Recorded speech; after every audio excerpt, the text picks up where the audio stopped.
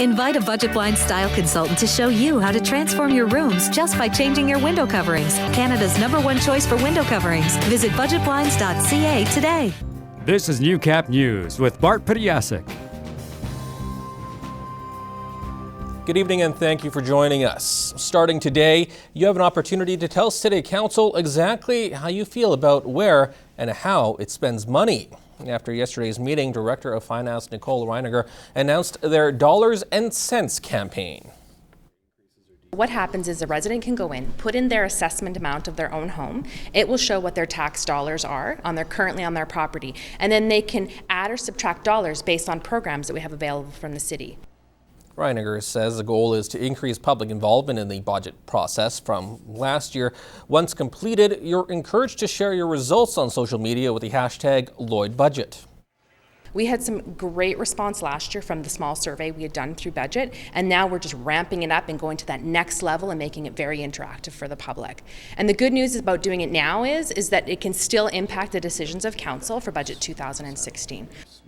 Even those who don't have access to a computer can have their voices heard. The city will be setting up iPads at events at the Service Sports Centre, as well as in the Lloyd Mall and assisted living facilities. That group is very engaged in the community, and so we want to make sure we get their feedback included as well. Reiniger says it can take anywhere from 10 to 30 minutes to complete, depending on how in-depth you choose to go. Dollars and Cents will be available at lloydminster.ca until September 25th.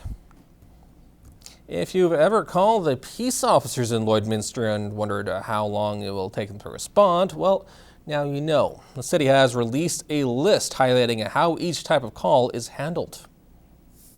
So 5,400 calls a year, which is quite a few, but as the councillor said, some take very little, some take a little more time. Rodwell says it's important to have service standards so both the public and peace officers know what to expect.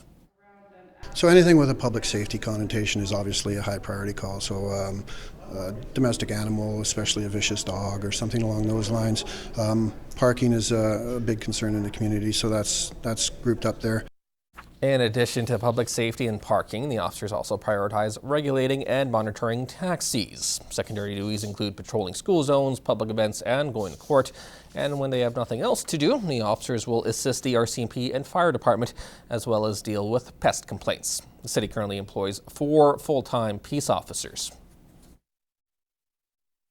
They do 6 days a week of coverage, and they're on call 24 hours a day, so they will respond. If you'd like to see the full priority breakdown, you can access it on the city's website. Well, Border City readers won't have to change their habits, at least for the next 5 years. This as the city has reached an agreement with Service Credit Union to extend the lease for the public library. The library has been on the lower level of atrium since 1992. The previous 3-year lease was set to expire at the end of August. Historically, we've had a good relationship with the Service Credit Union. They're very community-minded and giving us a break because it's giving citizens a break. The library is one city entity being examined in the ongoing facilities master plan. The plan will look at which city buildings will need to be renovated or replaced in the next 20 years. Councillor Lenny Godahan thinks the new lease term could have been shorter. Just 5 years seems like a long time for the library to stay where it is, but I think from an economic point of view, it's probably realistic and practical. Looking in the future, by the time if something different is proposed and recommended, it's going to be probably at least 5 years, so we thought that this was an appropriate amount of time to look at. The city has allocated nearly $860,000 for the library in 2015.